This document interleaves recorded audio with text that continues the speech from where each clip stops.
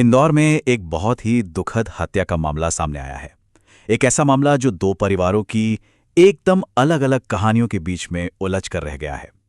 सोचिए, एक तरफ आरोपी का पिता है जो अपने ही बेटे को सजा दिलाना चाहता है, और दूसरी तरफ पीड़ित का परिवार है जिसे एक बहुत गहरी साजिश का शक है। ये जो शब्द हैं, ये किसी और के नहीं बल्कि हत्या के आरोपी पीयूष धनोतिया के अपने पिता के हैं। आप सोच सकते हैं, एक पिता का अपने ही बेटे के लिए ऐसा कहना, ये इस पूरी कहानी को एक बहुत ही असाधारण और दर्दनाक मोड़ दे देता है। तो चलिए, इस मामले की गहराई में जाने के लिए सबसे पहले आरोपी के पिता मंकटलाल धनोतिया के नजरिए को समझने की कोशिश करते हैं। एक ऐसा पिता जिसने सरेआम अपने ही बेटे से सारे रिश्ते तोड़ लिए हैं। हुआ ये कि जब पुलिस ने मंकटलाल से पूछा कि क्या वो गिरफ्तारी के बाद अपने बेटे से मिलना चाहेंगे, तो उनका जवाब बिल्कुल साफ और बहुत कठोर था। उन्होंने कहा, मैं ऐसे अपराधी से नहीं मिलूंगा। और उन्होंने इस बात पर जोर भी दिया कि वो तो शुरू से ही पुलिस और प्रशासन की पूरी मदद कर रहे हैं। तो चलिए अब देखते हैं कि आरोपी के पिता आखिर न्याय प्रणाली से क्या मांग कर रहे हैं। उनकी ये मांगें उनके कठोर रुख को और भी ज्यादा मजबूत करती हैं।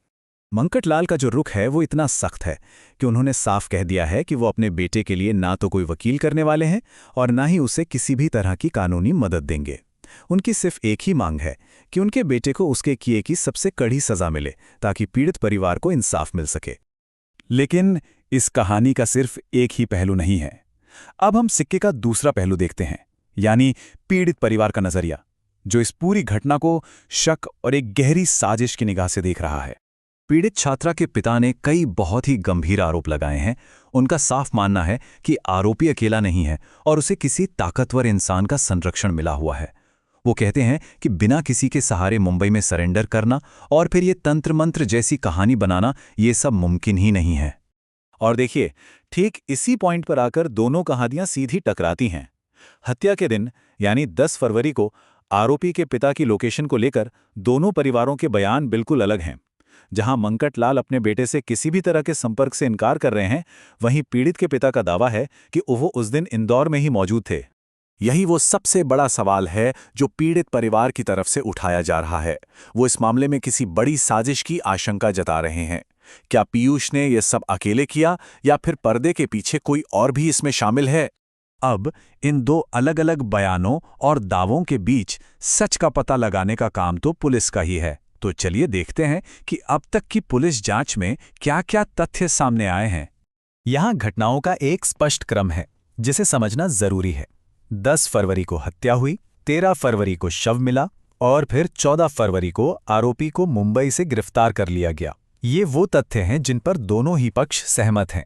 पुलिस इस मामले की तह तक जाने के लिए हर मुमकिन कोशिश कर रही है। पोस्टमार्टम रिपोर्ट का इंतजार हो रहा है, घटनास्थल से मिले सबूतों की फॉरेंसिक जांच चल रही है और सीसीटीवी फुटेज जैसे डिजिटल सबूतों को भी खंगाला जा रहा है। यहां तक कि घटना के पूरे क्रम को बेहतर तरीके से समझने के लिए सीन रिक्रिएशन भी पूरा कर लिया गया है। बात यहीं खत्म नहीं होती।